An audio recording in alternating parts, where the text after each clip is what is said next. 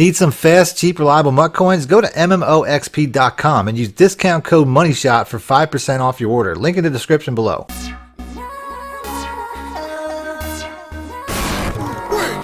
Welcome back, YouTubers and Madden fans. This is Mad Money Shot, sniffing up the Madden cheese as always. Got part 2 of my gun tray wide flex out of the Panthers playbook. I said a couple of days back when I put out the pass plays, if you guys want to see part 2, hit the like button and I would do a part 2. This is going to be a little bit more of a ball control offense. I'm going to be going into some of the run plays out of this formation. It's really a good formation. Like I said, I use the Panthers playbook quite a bit, so it's one of my more favorite that I definitely go to. The first video was really explosive pass plays, so I'll try to put a link in the description. It was out a couple days ago. Make sure you check that out. I put out a really explosive series of plays from the fade smash and from the where's it out here, the stick, which is, you know, those type of plays, those type of concepts are in a lot of different playbooks. The stick especially, you can probably find that in 90% of the playbooks, and you can make some really explosive plays out of that. So make sure you check that out. Like I said, link in the description below. So I'm going to start off with some of these run plays. You know, there's a couple of them. I'm probably going to put all 3 of these next couple plays in my audibles. Starting off with the inside zone, which is already there. So I'm going to go ahead. I'm going to replace. You know, I'm going to put the read option in here, and then I'm going to go ahead and I'm going to put. As I'm messing up my my sticks here, I'm going to go ahead and I'm going to put the last one to be the RPO alert screen. I really like RPOs. This is probably one of my more favorite because of what the tight end's doing. It definitely kicks us up a notch. So they're all pretty similar as far as where the handoff is going. They pretty much all have a handoff that's similar to a regular inside zone, but obviously because you have so many different things going on, you can really mix these 3 in and make a really dynamic run game out of it. So let's go ahead and let's pick those 3. Before I start the video though, I just want to thank my new sponsors at MMOXP.com. If you guys are looking to buy some coins for your MUT team, you can do that there, and you can support me by supporting them and buying your coins through them. And make sure to use discount code MONEYSHOT so they know that you came from my site, from my channel. Other than that, let's get into the video. So like I said, starting off with some of the run plays, going to work my way back to some of the passing plays. But I'm just going to show you guys what I'm looking at when it comes to picking these plays. Like I said, all 3 of these plays are pretty much going in the same direction as far as like where the handoff's going. I got the inside zone right now. This is a perfect scenario to run the inside zone based off of the gap that I'm looking at, but ultimately, I mean, if I choose to go this route, you can see right there. I mean, this play a couple years back was a little bit better. I'm gonna go to the replay and show you what I'm talking about. The way that this play used to be run, this receiver here would pretty much take on this assignment of this linebacker. Now I noticed that, you know, I think this might have been, you know, they might have patched it to be this way, but now I notice he typically takes off towards the safety, which isn't necessarily the worst thing because it does help when you get downfield if you get through that initial series of plays. But like I said, they don't take on these linebackers like they used to. So to me, like I said, they patched it and it's not as good as it was. But you're still going to see, I'm going to get some very good runs out of this. So the inside zone is still a pretty good bread and butter play. It's still a pretty good play. But ultimately, I find that the best one out of this series now is probably the RPO alert screen. Now, the RPO alert screen, you can see it's really a simple numbers game, and it's a leverage game. And before the play starts, right here, I already know, I mean, running the ball against this front says I have 5 blockers, there's 6 in the box. I'm not going to go that route. So it's an easy numbers game. I'm counting. I have 1 less blocker. It's probably going to get shut down. On the left there, though, I have a blocking advantage. I have 3 wide receivers to 2 defensive backs. Obviously, I have an advantage there. If it's a man coverage, the formation will give it away, and Olsen is going to be a really good man beater because if he has leverage, if the cornerback's in his face, he's going to get outside of it. If you watch any of my gameplays, I've done that quite a bit on my own. I make my own adjustment, and you can get tremendous plays out of this based off of leverage against man defenses. So like I said, simple numbers game. Formation gives away the defense. I know I'm looking at what's most likely to cover 2, so my read is going to be simple. I'm just going to get it out to my playmaker, and like I said, you can see right there, I didn't quite get off the field quick enough. I didn't get the acceleration that I wanted, but I had the look.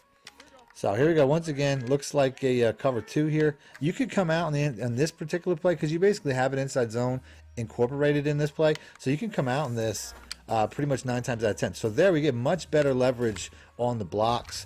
Like I said, it can be hit or miss.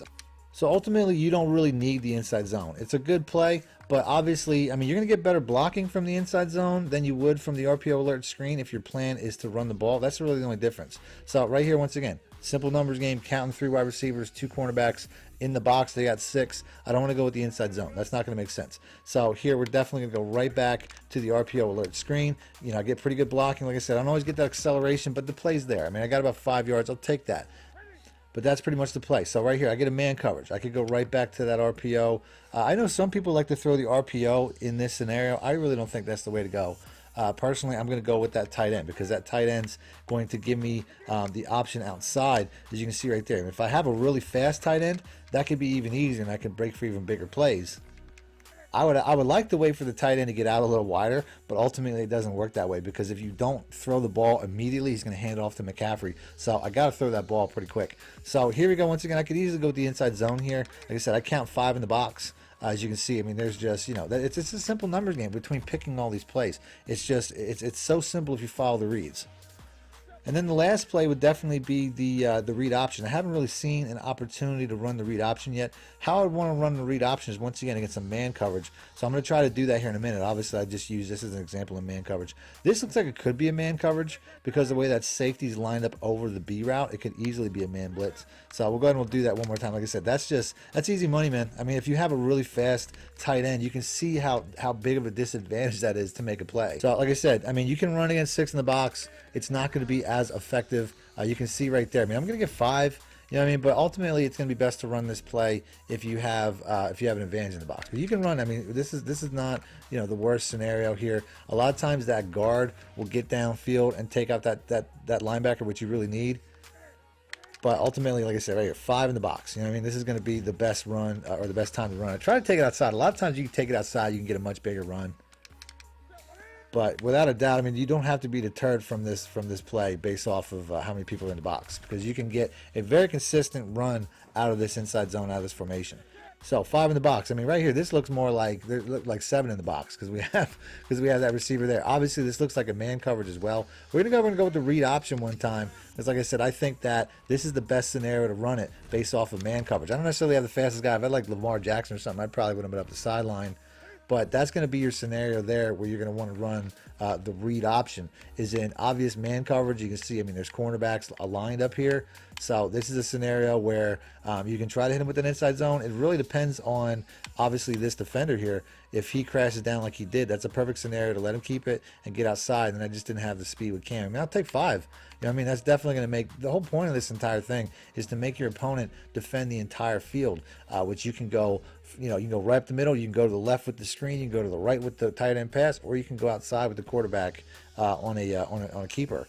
So here we go once again. I don't have the numbers. You know what I mean? So it looks like another scenario where I could easily hit that read option.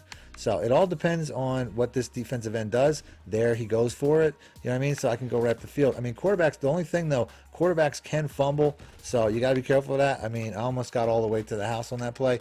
But there's a definite scenario for running this play, and it's going to be on like a man coverage. Like this looks like it could be a man coverage as well. I'm not entirely sure. This definitely looks like a good inside zone play though, because once again, counting the box. You know what I mean? Like it's a simple numbers game between picking these 3 plays, and it makes it super simple if you know how to do it. So I'll get a play out of the way that a lot of people probably already know. The levels wide corner. Everybody pretty much should know this play, but I'll go over it real quick for people that don't. Very popular play last year, maybe even the year before that. Keep going random nickel.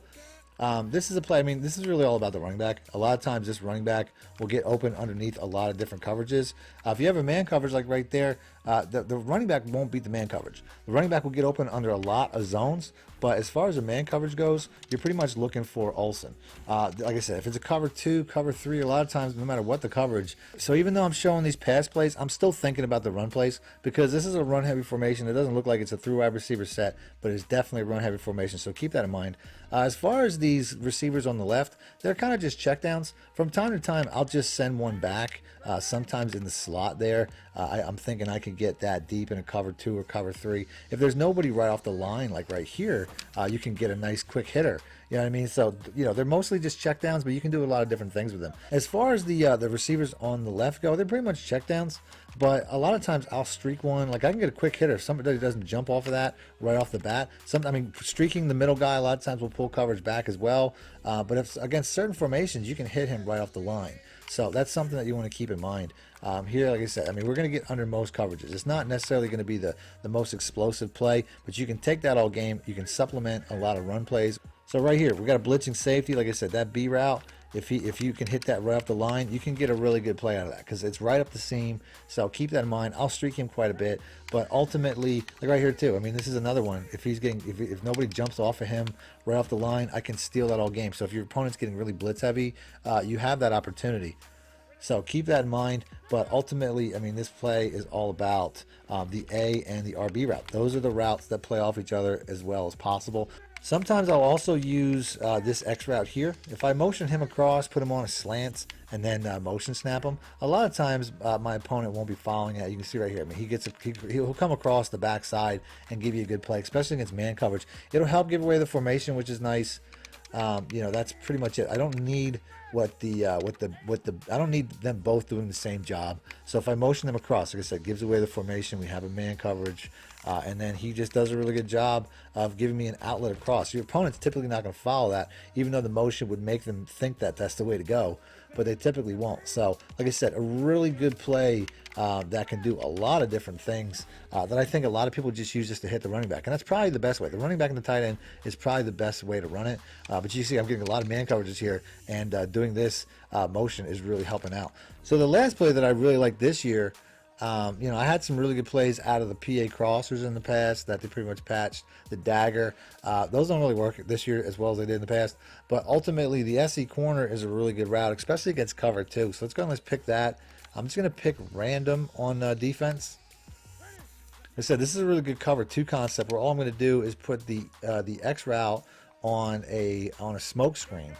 So if I got a cover 2, he's going to be a really good look. And I also like to drag the Y route. I think that that's going to be a little bit better than the in route. But this is pretty much, I'm just trying to set up the B route. All these lower routes are trying to set up the B route, which, like I said, it's a little bit of a tight throw from time to time. I'd like to get it out wider. So this concept does get open against most things. I wasn't even sure what I was looking at there necessarily. This is another scenario too where if I want to, I can motion this guy across and just, you know, bring him in. If I put him on a streak and motion him across, I mean, you can see it gives away the formation once again.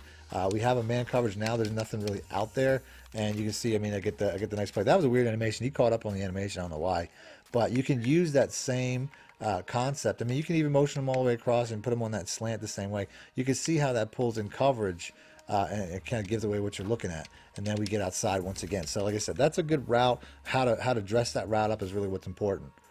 So like I said, I don't have to motion him if I don't want to, but if I do motion him across and use kind of the same concept, I can even put him on a drag because what Olsen's doing is pretty similar. So here we go. We got that man coverage once again. Like I said, I'm getting outside. That motion is what's creating him to get outside pretty much every time because it completely changes the defensive look. So we're going to do this one more time. Like I said, I like the slant.